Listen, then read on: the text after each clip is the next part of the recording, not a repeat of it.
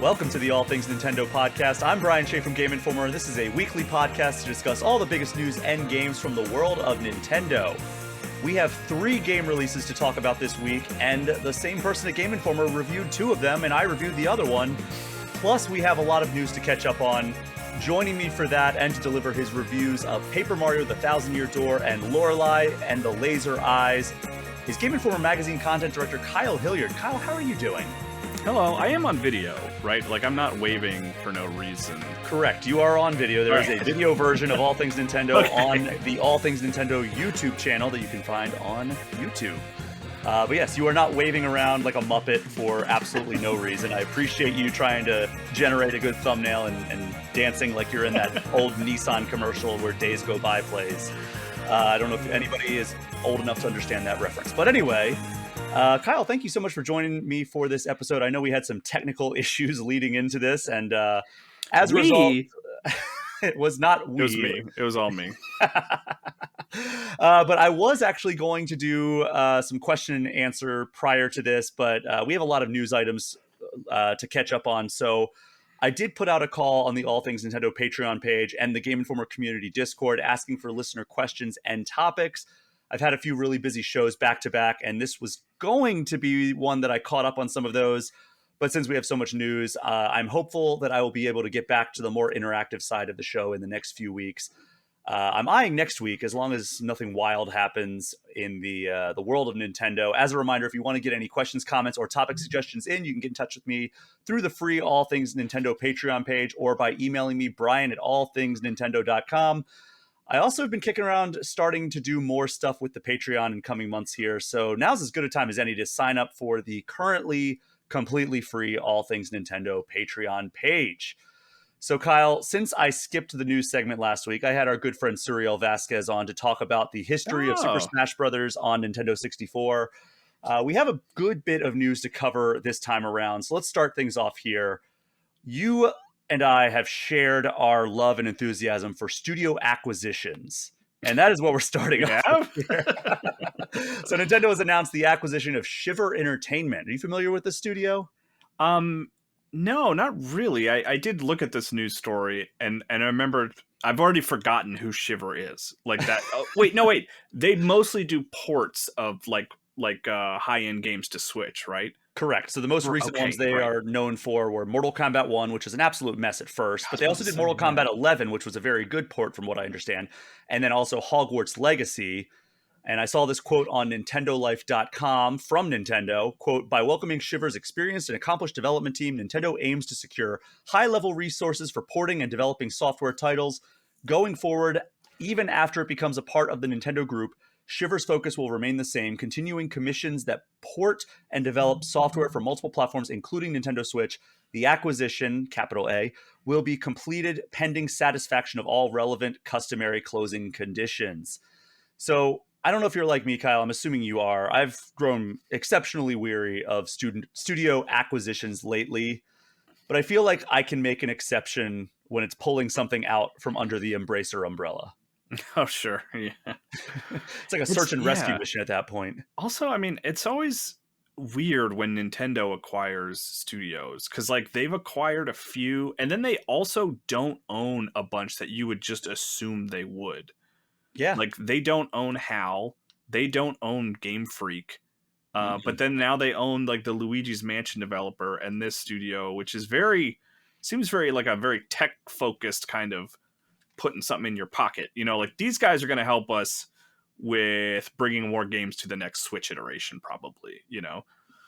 Yeah, I mean, it makes sense. Like Ed Boon, when I interviewed him about the Mortal Kombat 1 Switch port prior to it being kind of an unmitigated disaster at launch anyway, he spoke very highly about Shiver Entertainment. He seemed like he thought that they did a great job porting Mortal Kombat 11, and he had confidence at least that they were going to do a good job with Mortal Kombat 1. I haven't checked in on how they've done as far as like updating that version, but I know they significantly cut down on the loading times, but they had an uphill climb with that one. I still don't have any idea how they even thought they could get Mortal Kombat 1 running on Switch. I mean, it didn't even come to Xbox One or PS4. That is a weird note. Oh, God, yeah, that is bizarre. I mean, Hogwarts Legacy, by most accounts, I think seems to be solid. I didn't play that game at all, but I know my brother was playing the Switch version, and he's that sort of more typical gamer. He owns a Switch console, and that's about it. He plays the Marios and the Zeldas.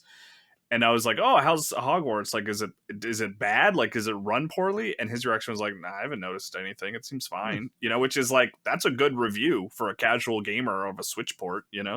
Yeah, I mean, I think it's a pretty solid acquisition for Nintendo, especially again if they're rescuing a studio from Embracer Group, which just has an awful track record. So I'm pro this acquisition. Also, I don't have this in my notes, but earlier today, we're recording this on Thursday, Atari announced that it was acquiring Intellivision, at least the brand. It's funny because Intellivision has been putting out these Amico consoles that nobody knows exists, and also it's not out yet. The Amico, right?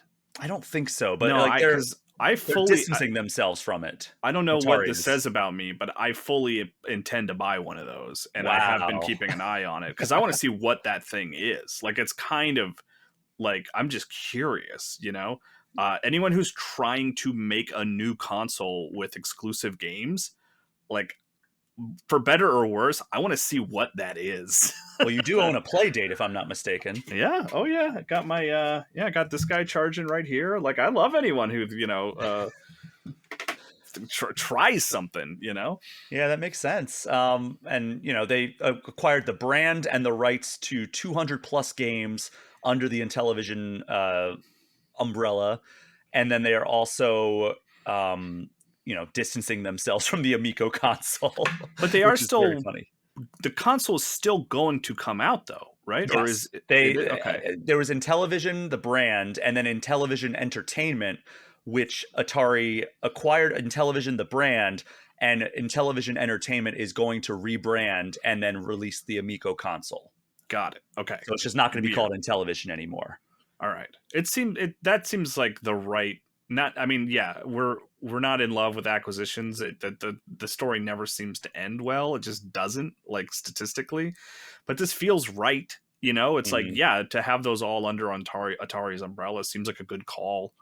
And Atari's done some good acquisitions recently. Like, they got some cool stuff. Night Dive they acquired, Digital Eclipse they acquired after they worked on that incredible Lamasoft and Karateka, and of course the Atari 50th anniversary celebration. So they're doing some good stuff over at Atari. And shout out to a friend of the show, Wade Rosen, CEO of Atari. He's been on this show before, and very good guy. Yeah. All right, Kyle. So next up, the Game Boy. You know it, you love it. It just turned 35 years old in Japan, and to celebrate, Nintendo released 3 classic games that launched alongside the Game Boy, or at least in the launch window, in 1989 to the Nintendo Switch Online Game Boy catalog. We have Alleyway, Baseball, and then the often requested Super Mario Land, the first one. So all 3 of those are available on Nintendo Switch Online right now. What are you most looking forward to visiting on that one? Oh, Super Mario Land. I mean, obviously. I mean, that's the one that I was like, oh, that wasn't already. I could have sworn I was playing that on my Switch, but I was thinking of 6 golden coins. But the confidence to just call your game Baseball. I mean, that's impressive, Hey man, the 80s were wild. Yeah, but yeah, Mario Land I love. That's like a game you can beat in like 45 minutes, and it's like charming, and you are happy by the end, and then you play it again 6 months later, and you're like, oh yeah, great music. A weird one, maybe the weirdest Mario. Oh man, there's some stiff competition in there. I mean, Mario Wonder had some pretty weird stuff in there too. That's true. Alleyway looks. I never played Alleyway, but looking at it, it looks like Breakout, which I dig. Right. Yeah, that's one that I could totally see myself booting up just randomly, and like playing for 10 minutes and being like, that's cool. There's a lot of those Game Boy games are like that, where I'm like, oh, I'm glad I have this on Switch. This is neat. And just a reminder that Mario Golf Game Boy Color is on the Nintendo Switch Online catalog, and that's by many accounts the best Mario Golf game. Yeah, who developed that? Do you know? We can find out, because it's like is it HAL? It's like the Golden Sun team, I think, right? I think you're right there. Oh god, I went to the N64 version. Now it's all in turmoil. Okay, it's not crucial. It's crucial, Kyle. Okay, the thing I was getting at is like that studio. Is it Camelot? Maybe. and there's so many names I'm throwing out. It's not. It's like HAL or Camelot or something like that. But it's one of those Nintendo studios that makes like a bunch of Nintendo games. Made Golden Sun, made like Mario Tennis and Mario Golf, but they're not owned by Nintendo. Like it's another one of those developers that seems to work exclusively with Nintendo, but is not owned by them, which is a funky thing. It is a funky thing. And you know what? Wikipedia is failing me. Okay, so wait. Camelot. It is Camelot. Is Camelot? Okay, yeah. We did it. We found it. That's a good team. I mean, that's a good studio.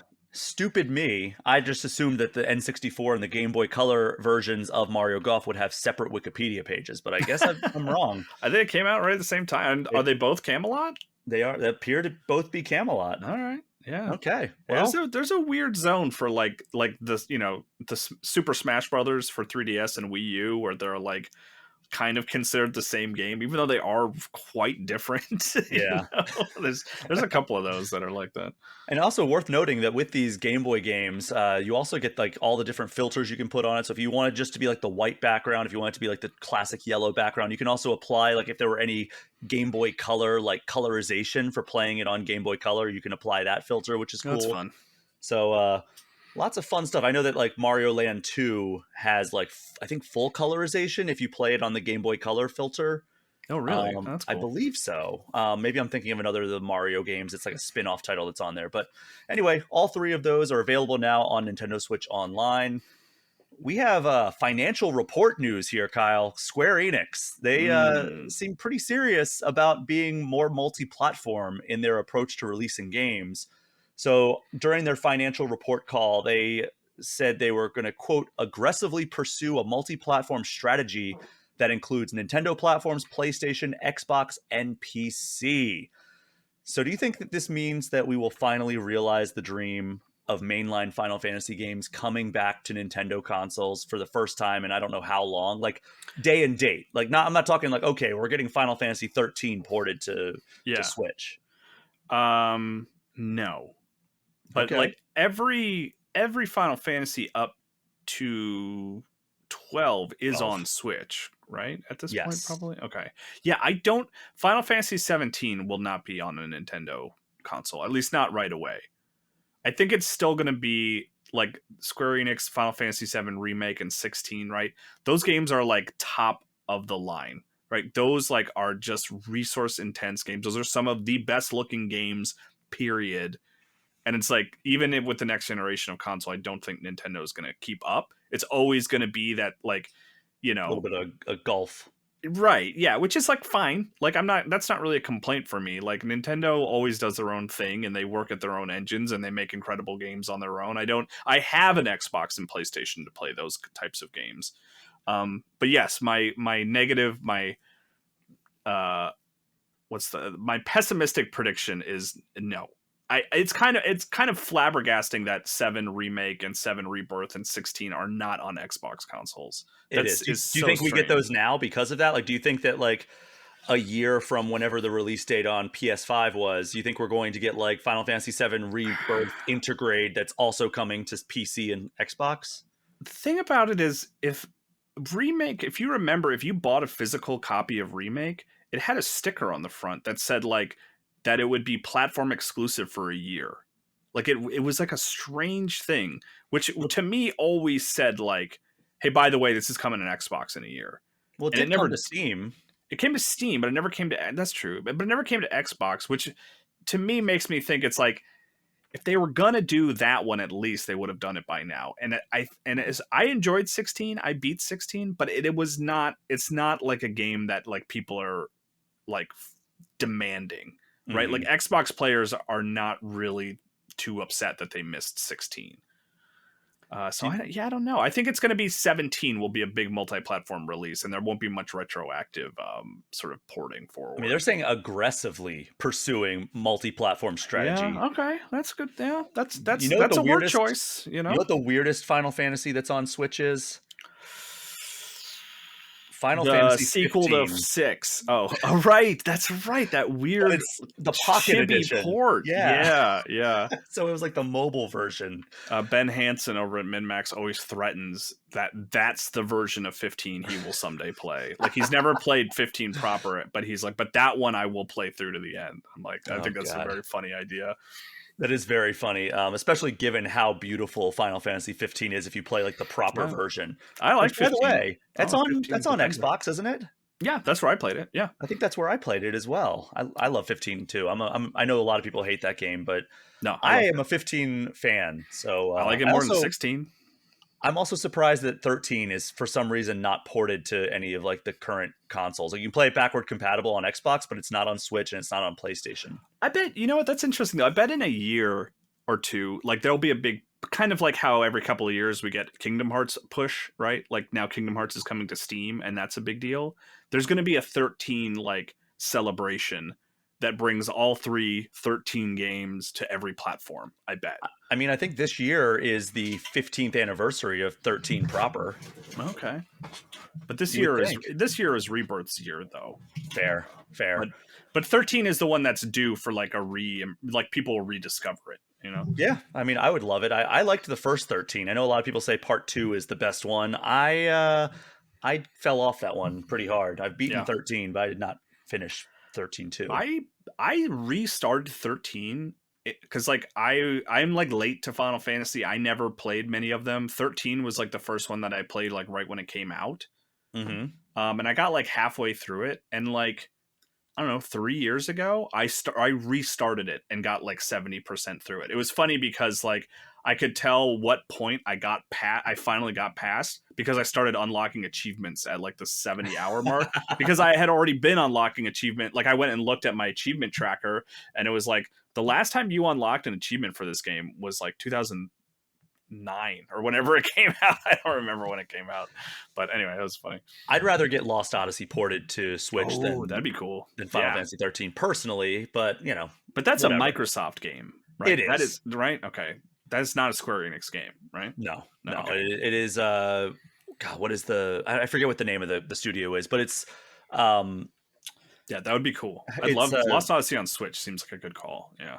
Yeah. But speaking of games that were once exclusive but will no longer be exclusive, Shin Megami Tensei 5 Vengeance.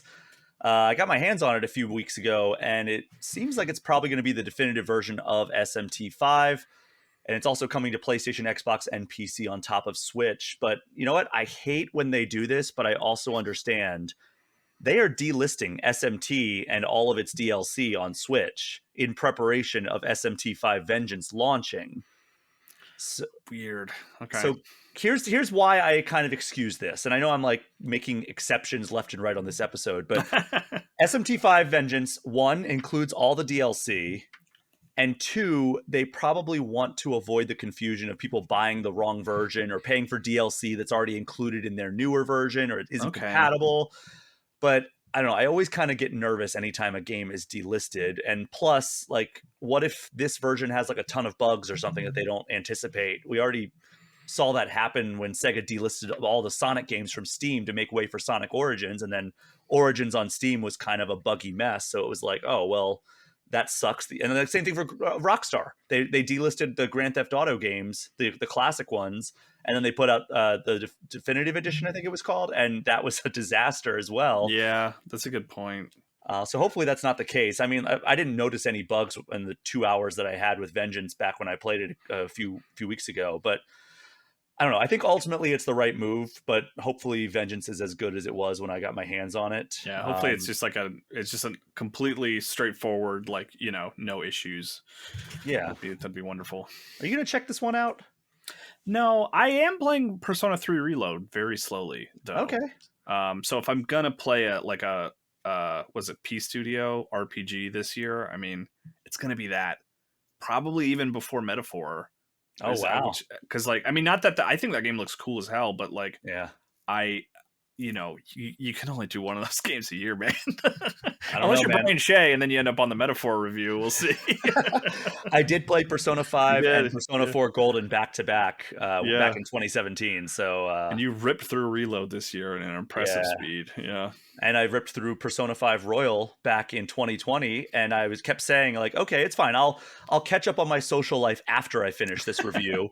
And then 3 days before the review, I finished the game. COVID had hit, and I was basically I was the trendsetter for social distancing because I was doing it about 3 weeks before everybody else was. I'm sorry, Brian. So that was a great way that I actually had more social distancing than everybody else. Well, at least you were playing a game all about social interaction. Exactly.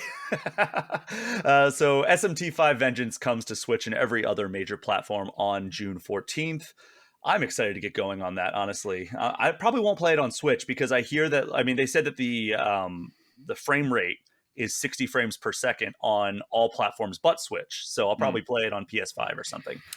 Yeah, it is a game where the frame rate is less of a concern for sure, right? It's a turn-based RPG, right? So it's not as crucial, but it's like, yeah, if you have the choice, like might as well get those extra 30 frames.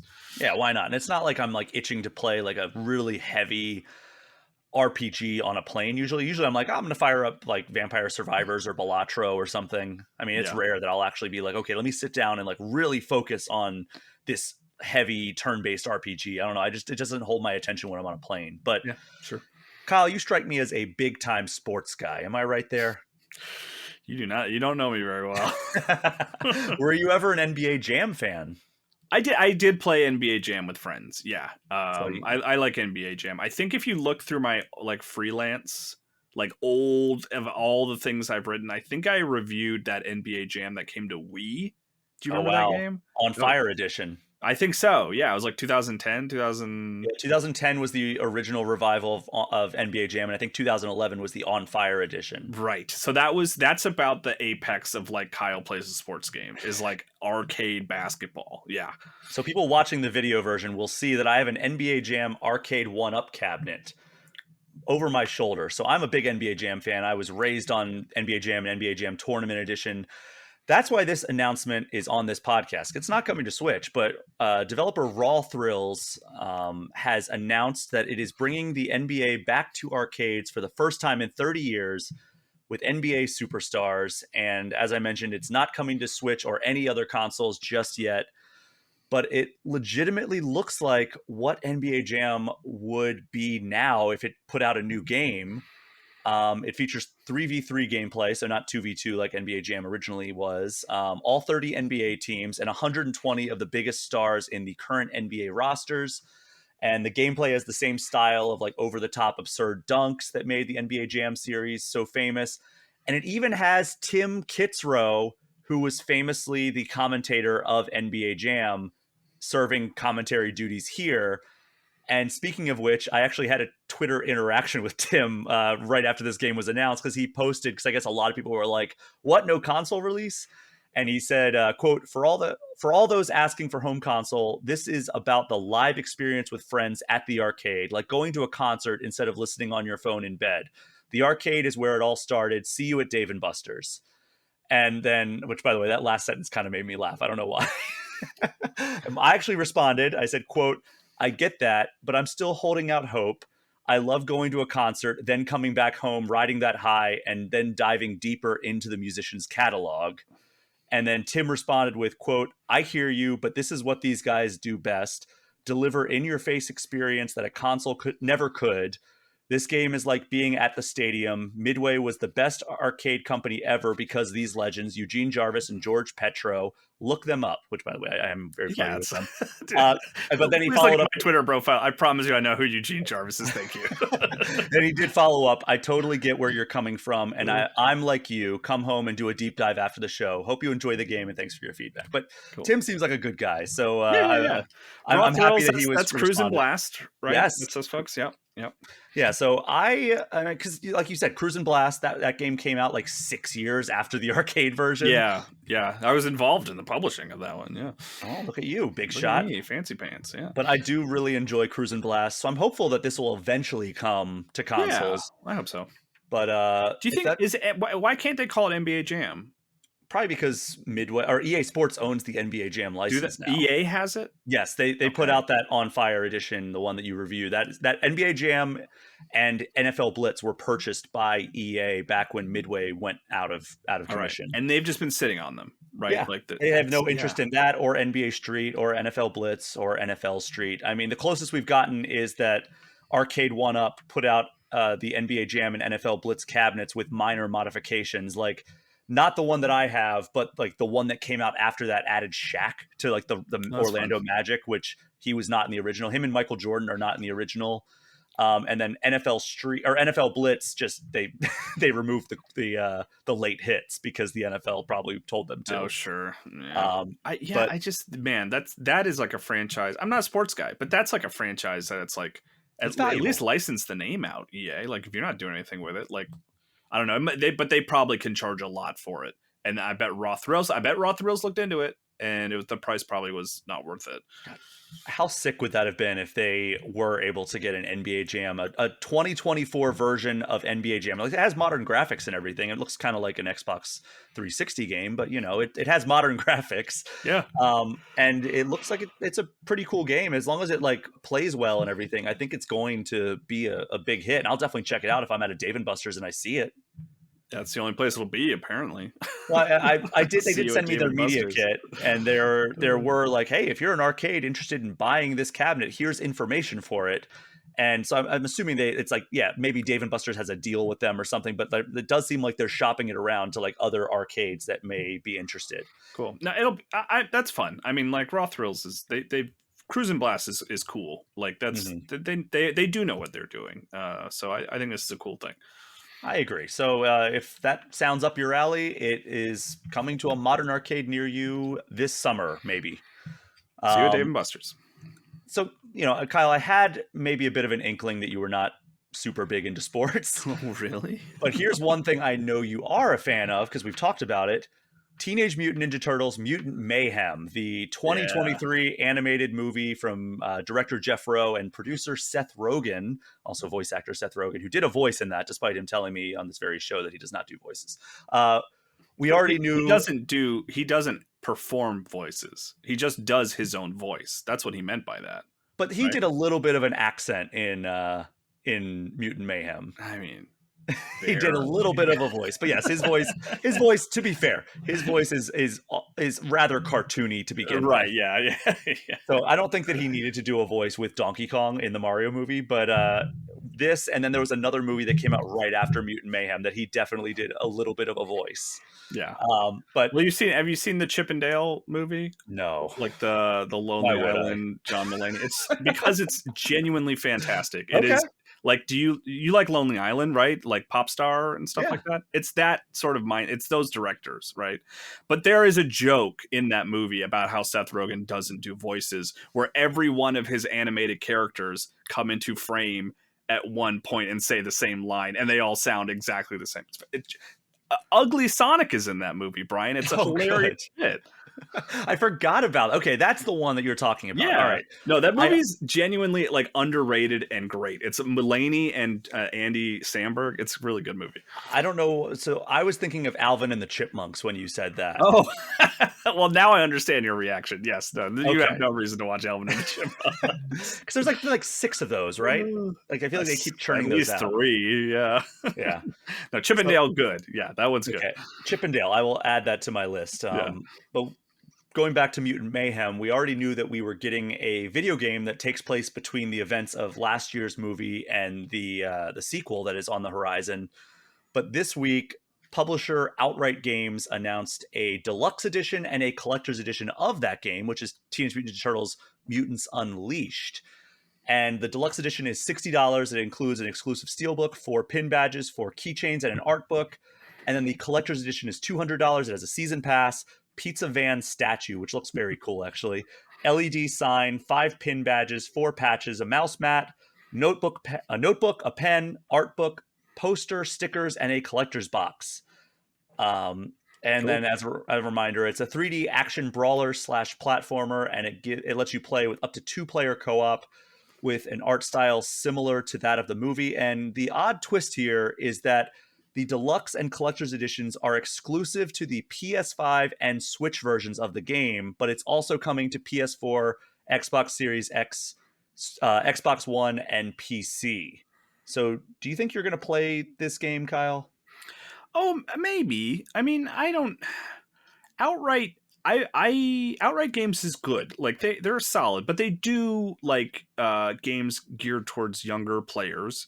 Mm-hmm. And I think I played one of their Adventure Time games. They did like an Adventure Time RPG that I was actually pretty excited for, and it was okay. Like back on Wii U. No, it was on. I think I played it on Switch and Okay. Xbox. But like, yeah, outright, I've always kind of like they are in this zone where they are doing cool stuff for a very specific audience and age range of audience, and I don't think I'm in that audience or age range. I love Ninja Turtles. I love that movie.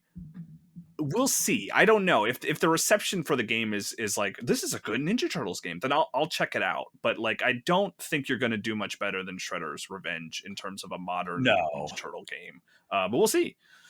But you definitely can avoid Wrath of the Mutants, the TMNT arcade Wrath of the Mutants game that came out recently. It was an arcade port. I believe that might have also been Raw Thrills. It might have been, actually. We're singing the praises, and like literally like 3 episodes ago, I was bashing that game. But don't play that one. Play TMNT Shredder's Revenge or this upcoming one. Potentially. Who knows? Maybe. Look, we'll always have Cruising Blast. We'll always have Cruising Blast. Kyle, we just talked about the TMNT movie. We're entering a new segment here where we're just going to talk about video game movies and TV show adaptations.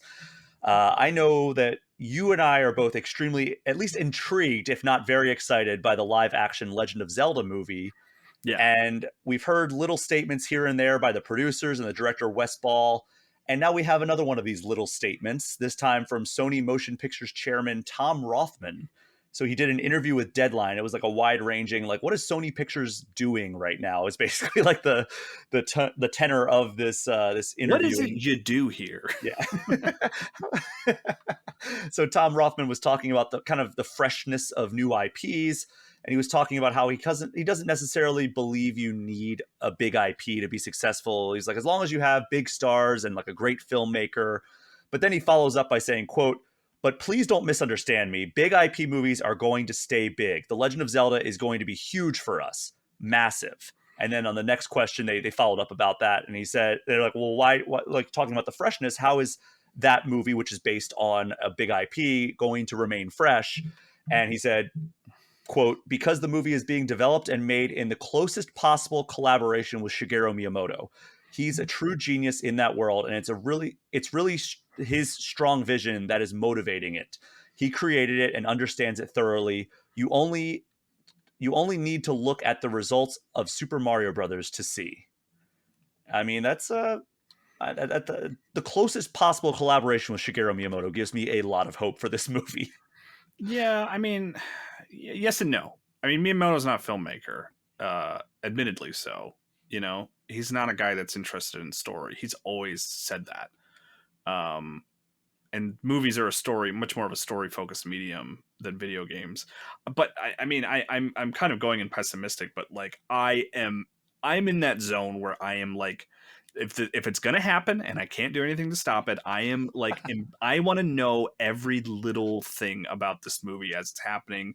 I haven't seen Wes Ball's new movie yet because I haven't watched a lot of the Planet of the Apes movies. Mm-hmm. Like, and if that movie was not the 5th in a franchise, I would have gone to theaters to see it just to see what a Wes Ball movie looks like in 2024. I've watched Maze Runner, but which starts out strong but kind of tapers off. But you know, isn't a poorly made film by any means. I'm going off on a tangent, but like I am very curious to see what that movie is and what it looks like. IGN had a funny video recently where they're caught up with Wes Ball on the like the red carpet of Planet of the Apes, and they asked him like, "What's your favorite Zelda game?" And he like looked into the camera for a minute, and like there was a moment of like silence, and he was like, "You know what? I shouldn't say." Yeah. Which I just thought that was so funny. I was like, all right, he knows that he can't say anything about Zelda right now. He just can't say anything. And IGN put a headline out about that, and he responded. I saw Wes Ball did, and he was like, look, I just don't want to say something and have people like read too much into it. Of course, I totally understand that. Like, it made me laugh, and I was like, I get it, because no matter what you say, you could say, you can't. He cannot say anything. He can't. Exactly. You know. So, Kyle, moving on to another movie, the Licensing Expo happened this week in Las Vegas, and it would appear as though a new poster featuring all new art for Sonic the Hedgehog 3 was on display at the Atlas merch booth. Atlas, like the game developer. Oh, weird. Okay. And we got to look at Shadow already in the post-credit scene of Sonic 2. So it's not like anything like groundbreaking, like, oh, this is what Shadow is going to look like. But the poster does include Sonic, Knuckles, Tails, and Shadow, and it looks pretty rad. And it makes me feel like this trailer has to be coming at some point very soon, right? Yeah, probably. It's coming to theaters in December 20th. So Knuckles is out. It's out in the wild, so they don't have to promote that anymore. I feel like the shifting focus, like you want to say the next couple of weeks? Probably, yeah. Which, by the way, speaking of Chip and Dale, you never told me that Jorma Taccone directed one of the episodes of Knuckles, Brian. I would have watched the show if I had known that. The director of Chip and Dale? Yeah, I guess that's true. I wonder what episode it is, because there's one episode. It's like the musical one. There's like a crazy one. Yeah. I was about to say, I wonder if it's that one, because that's the one where it kind of like goes as much off the rails as the show and complete, like as much off the rails as the show does. Is that episode? Would it be silly of me to skip and just watch that one episode? Is that stupid? No, the story has such little significance in that show. Yeah. Like, if you don't care about like Adam Pally's character, like, I think you can skip that show entirely. That show or that episode is the musical segments of that episode are very fun, and for some reason I think it has a Sonic 06 reference, which is interesting. Okay, maybe I'll just watch that episode. Just that one episode. But we have another thing from the Licensing Expo in Las Vegas. Not much to go off of here, but Legendary Pictures debuted the logo for its upcoming and kind of under the radar Street Fighter movie. Do you even know this existed? No, I did not know this was on track. Yeah. You ready to immediately be intrigued by it? It's being co-directed by Michael and Danny Philippou, who, do you know those names? No, I don't. Best known as the directors behind 2023's best horror movie, Talk to Me. Oh, with the hand? Yeah. Okay, I have not watched that movie. I'm not a big horror guy. But that's cool. Like, that was a well-liked movie, right? Like, that was... Yeah. I mean, they can't do any worse than the last Street Fighter movie, right? The Legend of Chun-Li, right? Or something. Yeah, which is just like lives on as like a compilation of terrible performances on like compilations on YouTube, I think. Yeah. Right. And the Collider is the one that captured the logo, and it looks very similar to the game series logo, which has people speculating that it will be more loyal to the source material and won't be trying to be like all dark and gritty. Cool. That's good. Do it that way. I mean, that's how be crazy, you know. That's how like all the best game adaptations that we're getting right now are succeeding, right? Is they're respecting the source material. Yeah, and I think that's important. And I mean, that's what the directors of the Mario movie told me was like the reason that all these game adaptations are being like trending in a better direction is like the people who are making them are the people who actually care about them. It's not just like a payday from like, oh, well, yeah, like there's Mario stuff. We're not going to involve like Shigeru Miyamoto in the creation of the Mario movie. We're just going to like do what we think is best. And maybe it'll be like a mushroom somewhere in it. It's like an Easter egg. Yeah. Was it the Van Damme Street Fighter movie was famously written in like 6 hours or something like that? That was some crazy stat that the writer shared one time. And I love that Van Damme had the strongest accent in that movie, and he was playing like the quintessential American soldier, Guile. God, that movie. Jeez. Still a fun watch, though, I will say. But last July, those two directors appeared on the Inside Total Film podcast, and they were asked about the movie, and they acknowledged last summer that the film was in the early days of development. And Danny Philippou said, "There's not a whole established world in film. We don't have to fit into this section and do this and that." And then Michael said, "Game to film is very difficult, but it's exciting to us because we love the game so much. We've been diving into the roots of that, where it comes from, and the things that inspired Street Fighter. We're excited to do that like on a big scale." Cool. So we don't have a release date for the live action Street Fighter movie. We do, however, have a release date for the second Mortal Kombat live-action movie in this current continuity. Anyway, there's been multiple live-action Mortal Kombat movies at this point, but according to Variety, Mortal Kombat 2 will hit theaters on October 24th, 2025, and this one's going to add Carl Urban from The Boys as Johnny Cage, and I'm a huge fan of Carl Urban, especially in The Boys, but I honestly don't know how that's going to play out. Like, he brings a certain flavor to his performances, and it doesn't scream Johnny Cage to me. I don't know. Maybe you've seen more Carl Urban stuff than I have, but I mean, I don't know Cage very well, but like the character Cage, but I feel like his Boys character is pretty flamboyant in the sense of like, right? Cage is kind of like a self-obsessed jerk, sort of. Yeah, self-obsessed, very cocky Hollywood movie actor. Yeah, based on Jean-Claude Van Damme, and just kind of like Carl Urban's. He's just a good actor, right? But like, if you even think about his character in like Thor Ragnarok, who's a very sort of, I'm just a cool guy with cool stuff. Like, that's got some Cage energy to him, right? A little bit, yeah. I think he'd be good. He's good in everything. So, did you see the first Mortal Kombat live action movie in this series? I played through 9 for the first time with Marcus on Super Replay recently. That was the first time I'd ever engaged with Mortal Kombat as a story. Did you enjoy it? It was okay. Okay. It's all right. I don't know. I wasn't blown away. Well, I liked the first Mortal Kombat movie enough. Like, I thought it was it was a fun, like, don't think about it too much, but like, it was a fun adaptation of the game. Like, I don't know. There's some problems that I have with it. But you saw characters you liked fighting each other, right? And exactly. They were good. They did that well, right? So I'm definitely looking forward to the second Mortal Kombat movie. And then speaking of gaming and other entertainment media, we've got some pop culture weirdness here because Danny DeVito, I don't know if you saw this story, Kyle. Double D? The Double D himself famously said... anyone's ever called him that. So famously in 2016, said that he had no idea what Pokemon or who Pikachu is when they asked him if he would consider voicing Detective Pikachu in the movie. But now, 8 years later, he now knows who Wario is. And this is from YouTube channel The Movie Dweeb, and I found it on NintendoLife.com.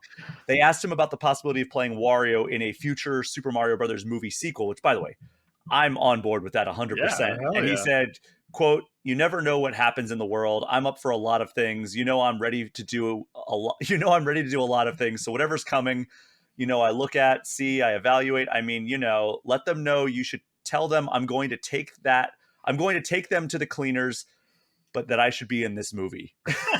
So I like the headline of Danny DeVito knows who Wario is.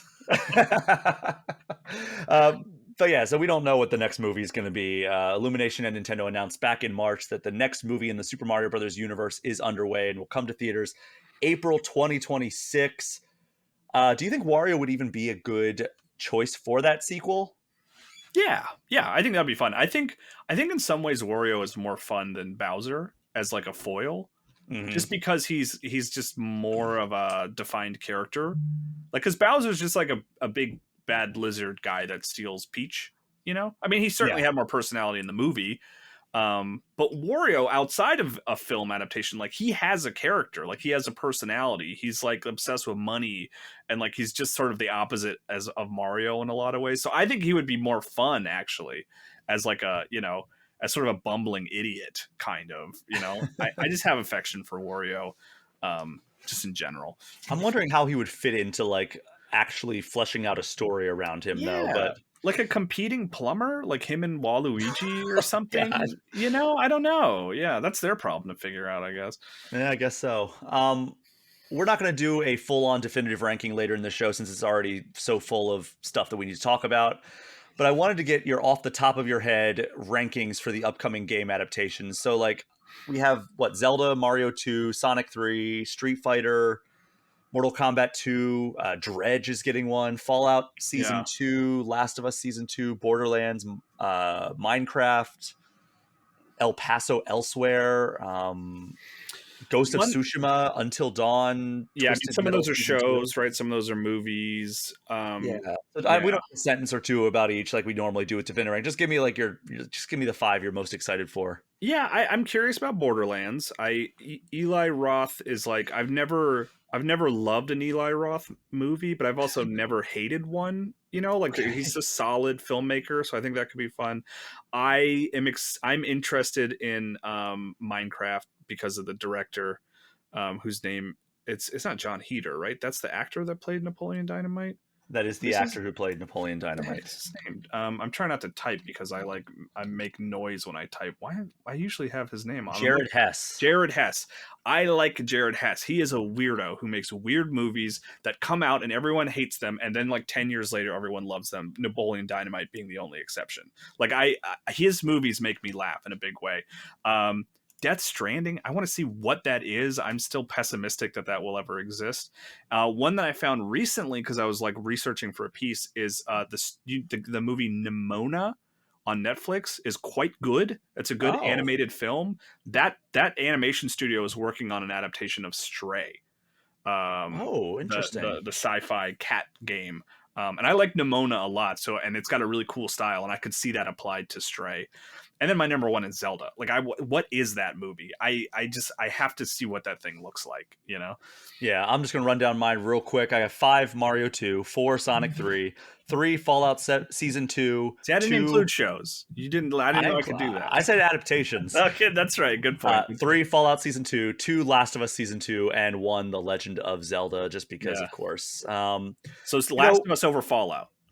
yes, I Yeah. love The Last of Us. I have not finished Fallout I quite didn't yet. finish I'm it. liking what I've watched, but we were going to talk about the whole Stephen A. Smith talking about if Mewtwo could take on LeBron James That in a was funny. one-on-one Yeah. basketball. Very funny. Go check that out if you have not already. But we are short on time, Kyle. I know you have a hard out in a little bit here, so we are going to take It is. By the way, Brian, it has turned into a soft out, so okay. we don't have to sprint so hard. But yeah, I'd still like to have a be out in a reasonable time. Well, we Anyway, have 3 games to talk about on the other side of this, so we're going to take a quick break. And when we get back, we're going to get not 1, but 2 reviews from you, Kyle, and then I'm going to throw in 1 for good measure.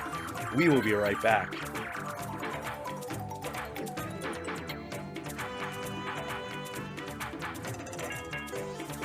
We review a lot of games at Game Informer, but recently the 2 people on this very podcast have checked out multiple games that have recently come to Nintendo Switch.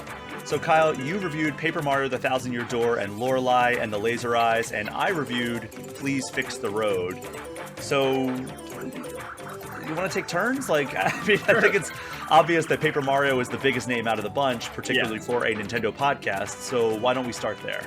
yeah. Paper Mario: The Thousand Year Door. Did you play the GameCube one? Did you ever I play did that game? not. Are you a I've Paper never spent time really with any of the Mario RPGs aside from like playing the beginning of Super Mario RPG several Right, times. we've talked about that before. Yeah, I liked I didn't understand. I think I've talked about this maybe even on All Things Nintendo, where like I didn't understand RPGs when I was young. Like I was like, why am I not jumping on stuff? Why am I not hitting things? You know, like I just didn't get it.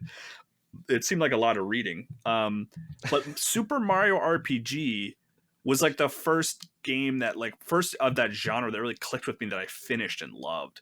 And like from there, like I've always been a fan of Mario RPG. Like I like the Mario and Luigi games. I like the Paper Mario games. I like um but yeah, I like them all.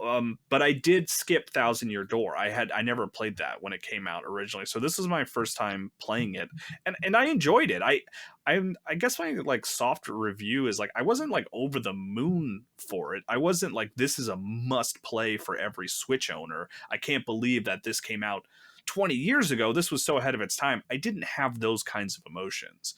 It was more just like this is a really solid Mario RPG that I missed, and like I do think it represents maybe near apex for the series. Like I still enjoy Super Mario RPG more.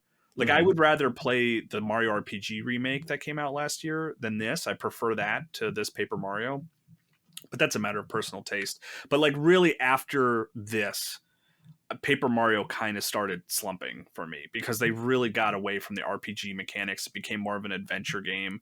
Like the last Paper Mario Origami King, like doesn't even have like you're not leveling up when you fight. There's no reason to fight anybody, but you have to anyway.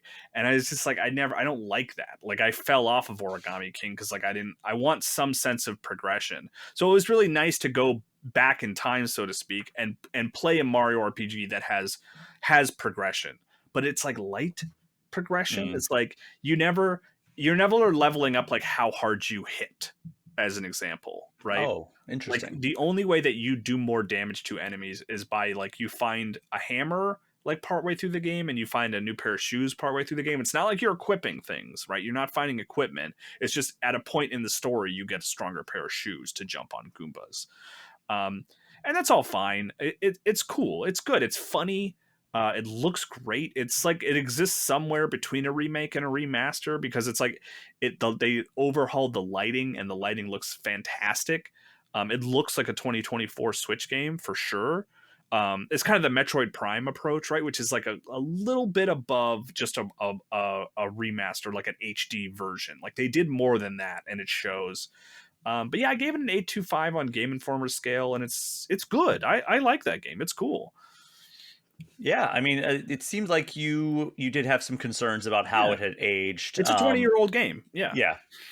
But, you know, the thing that I keep seeing people like freak out about is that it's only 30 frames per second. I know that like you are very much on the side of like you prefer like performance mode over resolution mode whenever you have that opportunity or that option. Yeah.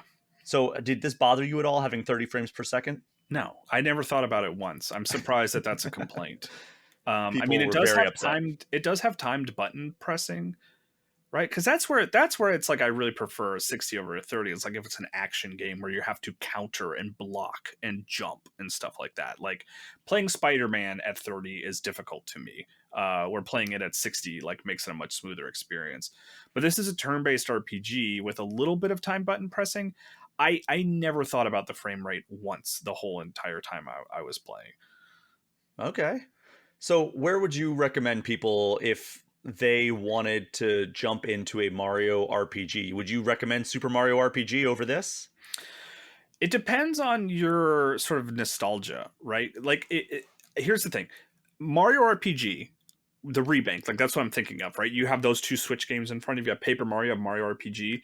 Mario RPG is more of an RPG. There's more progression. There's more reward to doing every fight. You have to think about the combat more. It's more like going on an adventure of like you have to go through a bunch of different areas and those areas are all A to B. And then you go to a new area and it's A to B. Where Paper Mario is a little bit more of an adventure game where you have to go to areas and you go A to B, B to A, back to A to B. Right, like you have to find items to give people to unlock the next section of the game. So it kind of depends on like what you want. Do you want more of like an adventure game or do you want more of an RPG? And also Mario RPG I think is weirder, which I really like a lot. Like it's just a stranger game because it's like from the Super Nintendo era when Nintendo was like new to licensing out their properties, and they probably didn't do a lot of oversight into what Square Enix was doing with the game. You know, like Donkey Kong is just like in there basically, and I don't think they just ever really cared or noticed. Where Paper Mario is a little bit more like, all right, we got to keep this art style consistent and all that kind of stuff. But they're both good in different ways. But I do prefer Mario RPG personally. It's and I feel like Mario RPG is the much weirder game. It's almost like a Link's Awakening style. Yes, that's a good way to put it. Yeah, let's just jam a bunch of stuff in there and like see if anybody even notices. Yeah, I mean, there's like Final Fantasy stuff in there too, which is fun. Like you can fight a Bahamut. Like there's a Bahamut enemy at the end of the game and that kind of thing. Like I love it for that reason. But yeah, you can't go wrong either way. They're both good games for sure.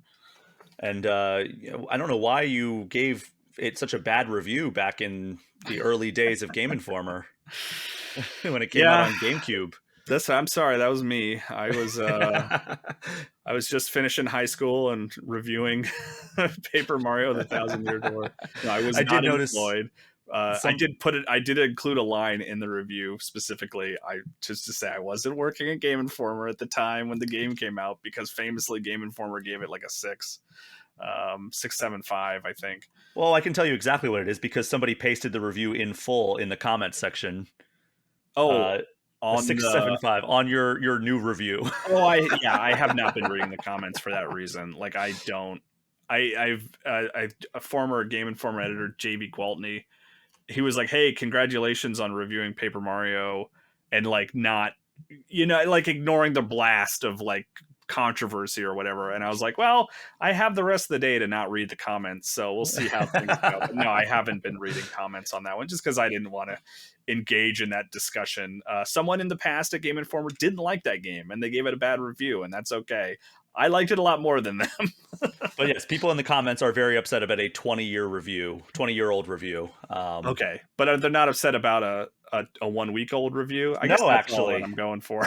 The best I can hope. I believe the comment says, it says, never forget that this review existed. Glad we finally have some new reviewers that don't treat the game like it was made for toddlers. So there you go, Kyle. You did not, you've reviewed it to this person's satisfaction. And you know what? That's why we do this, Brian. That is why. So the commenters are happy. That and the fat paychecks that come our way. Yeah.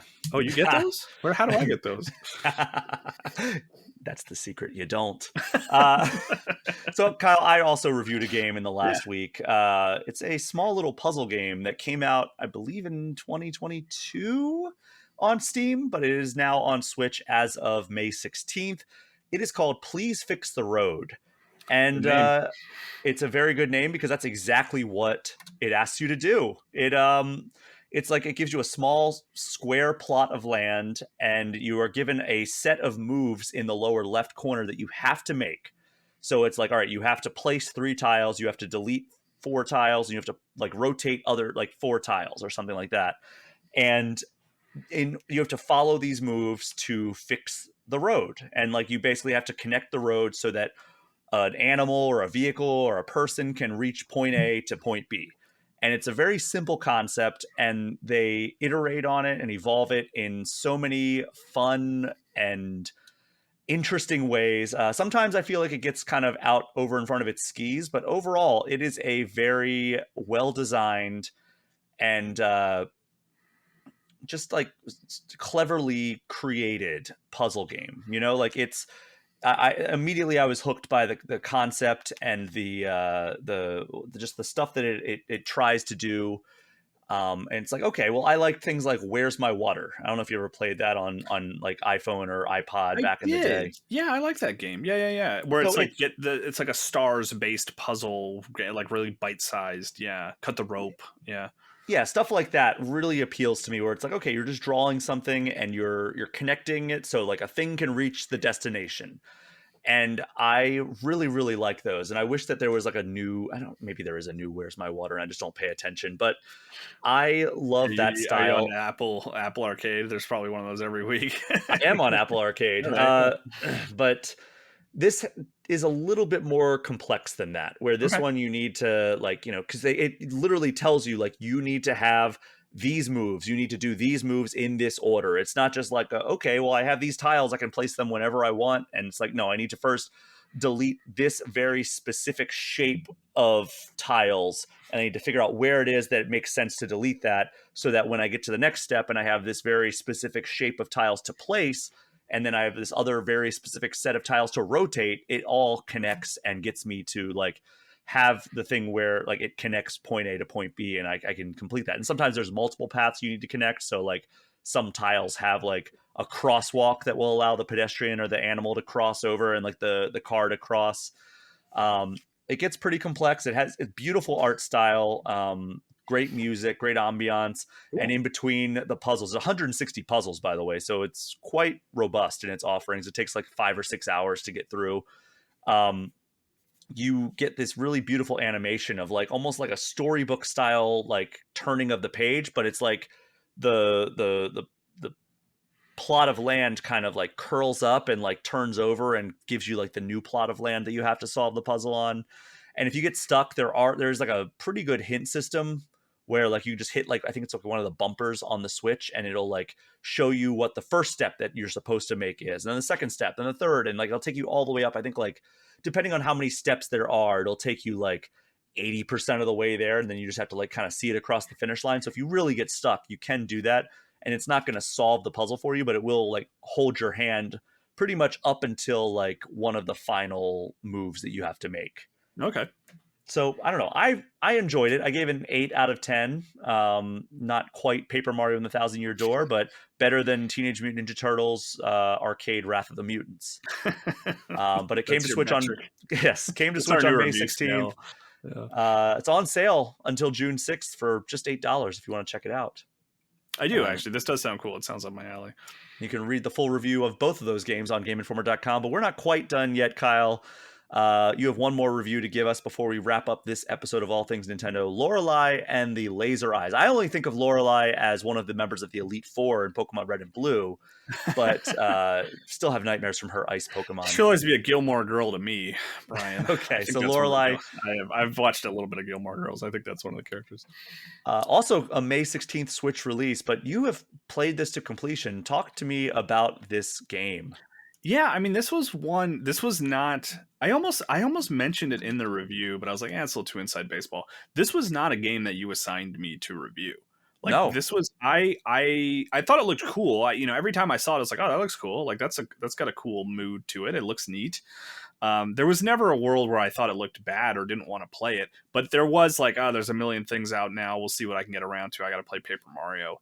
But I got a code and I like tried it out for a Game Informer Show podcast. I was like, I'll play this for an hour or two before the show, and then I can, give some feedback on it. And like, I was like, well, I got to finish this now. Like, this is great. And it became like, it was like the kind of game, because I'm an old man, like staying up late is really a painful process for me these days. And it is a game that I like could not stop playing. Like I was like up until 2 a.m. like multiple times without a review assignment. I had no professional obligation to write anything about this game.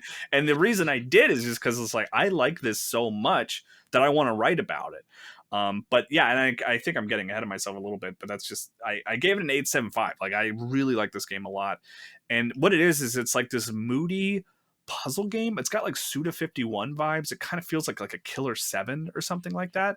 Mm-hmm. Where you go into this like mansion and it's just filled with puzzles. Like it almost structurally reminds me of The Witness a little bit. I was going to bring that up because The Witness, I remember teasing former Game Informer editor Joe Juba about when he was reviewing The Witness, and he had like a notebook and he was like drawing diagrams for how to solve stuff. And I'm like, this sounds awful. And then he gave it like a really, really high score. And then Kyle, I believe you said you were also taking notes, and people watching the video can see that Kyle has vanished and he's back now. Yeah. Do you have your notebook? Is that what you were grabbing?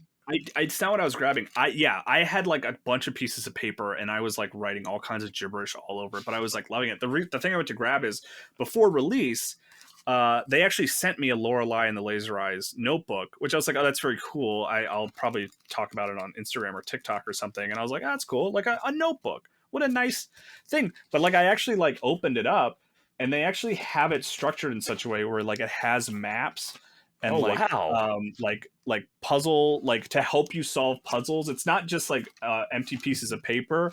It's like a version of the documentation like you'll find in the game, to the point where I was like halfway through the game and I was like, I should have just been using this notebook. Like this would have helped me a lot. But I did not use it. But what's the QR code on the front? Is that a QR code or is that a puzzle? This is a puzzle. This is a relevant map in the game.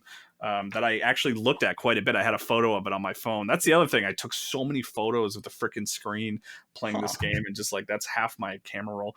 But it's a game where you're just trying to like unlock doors, and you're finding all these little scraps of paper, and you're finding books, and it's like you have to read everything, right? It's not like a game where it's like, oh, this is just like coloring for the sort of the plot. Like you have to read everything because every document you find is relevant to a puzzle in one way or another.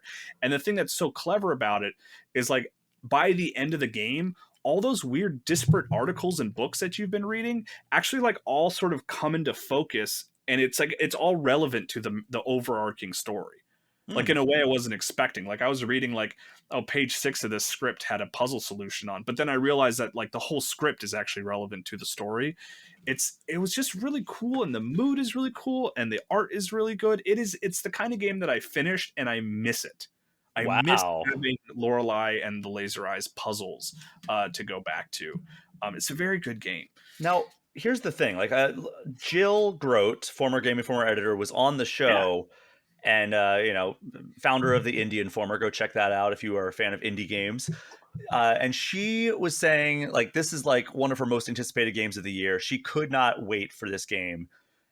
And then, like, I was getting really excited for it, and then I saw, like, oh, well, you're probably going to want to take some notes, like on a notebook or like piece of paper or something. And I You was just can't beat like, this.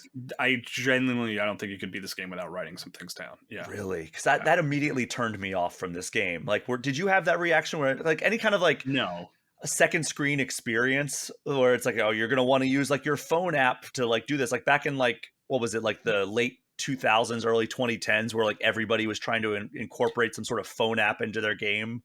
It's Like I that mean it's immediately not a turned me off. second screen experience. Like that's not what it Yeah, is. but it's like you're detaching yourself from the screen that you're looking at. That's what I'm talking about. I could see that, but in a way it actually brought me closer to the game. Like because I felt like I was like, because I totally am with you. I don't like a game where I'm thinking about UI or having to leave the game.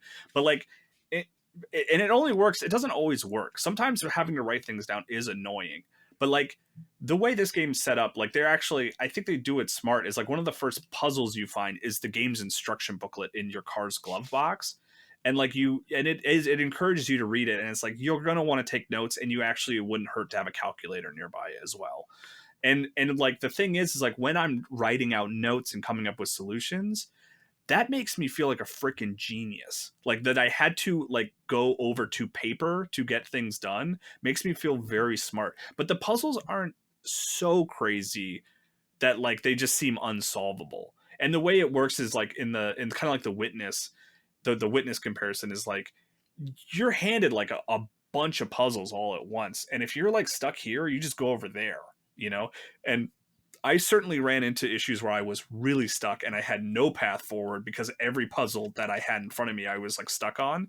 That certainly happens and can be frustrating, but like, it's not, it was totally doable. I never did every puzzle in the Witness. I never finished the Witness because that game is just too dense and too much. As much as I enjoyed it, I absolutely hit a point where I was like, I don't know what I'm doing with anything anymore. I don't think there's going to be a satisfying conclusion to this game because it's so abstract. Like that's just the nature of the game. Lorelei is a game where you have to solve every puzzle to see the ending. Like that's just the structure of the game. There's not like a secret ending for getting 100%. There's only one ending and you have to solve every puzzle to do it. And when you do, it is a very, very satisfying narrative conclusion that I wasn't expecting. I was enjoying the game on its own as a puzzle game and was very surprised when I was satisfied by the story. I like didn't expect that to happen. So yeah, it's a good game. And I would suggest try your best to not be scared off by the note side of it. And like, if you're interested at all, try it and be ready to take some notes and understand that that's part of the process of playing, and it benefits the game ultimately. Where does it rank, do you think, among puzzle games stories? Oh, that's a weird question. I mean, what do we consider something they're known for? Like I would say Portal 2 is my favorite puzzle game story of all time. Portal 2 might be my favorite video game story of all time. Like I would even elevate it there. Like the writing in that game is incredible. I mean that's a weird question. It's a weird way to phrase it, but it's certainly up there. Like it's a really engaging murder mystery that like the thing that I liked about it was it just snuck up on me. Right? It's kind of like if you were reading a book and you read page 20 and then you read page 5 and then you read page 6 and then you read page 102, and then suddenly then all of a sudden, like after you read like a ton of those pages, it was like, oh wait, I've known the story all along. I just didn't realize they were like the order, how they were connecting. And Lorelei does that really well. Oh, awesome. But like if they were to announce like a movie adaptation of Lorelei and the Laser Eyes, I don't know that I would be over the moon for it because the story isn't the highlight. It's just how it's presented that's the highlight. Gotcha. Like if I told you what happens in Lorelei and the Laser Eyes, you'd be like, okay, that's sure, that sounds cool. It was more just the way it was presented and how it concluded. It all comes together. I was so impressed by it. Yeah. All right. Well, if you want to check out Lorelei and the Laser Eyes, it's on Switch as of now, and you give it an 8. One other thing, Brian. Go for it. To not scare you away from the note-taking thing, former Game Informer intern who's now at MidMax now, Haley McLean, pointed out to me, and I didn't realize it until I was playing it. The game is designed to be played with one hand. Like I played it on Switch, and like Super Mario Run. Yeah, like you interact with the control stick, and then you can use the shoulder buttons, and that's all you need, which frees you to use your right hand to take notes while you're still playing. Like that's honestly huge, because I did not want to be like picking up the controller and putting it down, picking it up, putting it down. No, like I would play like this sometimes, where because like I was just using my left hand to control the game, and then I would be holding my phone like this to like look at a maze or something, and it was a totally comfortable way to play.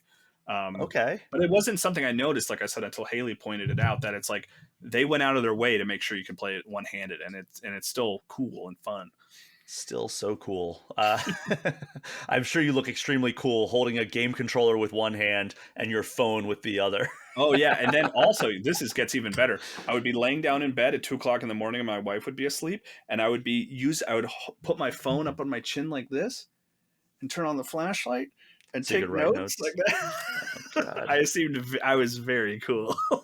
Well, that is just, if that's not an endorsement for this game, I don't know what is. But it's out on Switch now, and you can go read Kyle's review at GameInformer.com. Kyle, thank you so much for joining me for this episode of All Things Nintendo. Yeah, thanks for your patience with my technical issues and my time restrictions. Yeah, absolutely. No problem whatsoever. And thank you so much to everyone for listening. Do me a favor, if you haven't already, throw All Things Nintendo a 5-star review and hit that subscribe button. If you want to get any questions or comments in, you can get in touch with me at Brian at All Things Nintendo. Hit me up, Brian at allthingsnintendo.com. There we go. Hit me up on social media at Brian P. Shea, or leave a comment on the free All Things Nintendo Patreon page. We also still have that All Things Nintendo channel on the Game Informer community Discord, which is a perk for subscribing to the Game Informer Twitch channel, even just for 1 month. Kyle, tell people where they can find you on the internet. Just Google Kyle Hilliard. You'll find me. I'm around. That is our show for this week. Thank you all again so much for listening. Take care. We'll see you next time.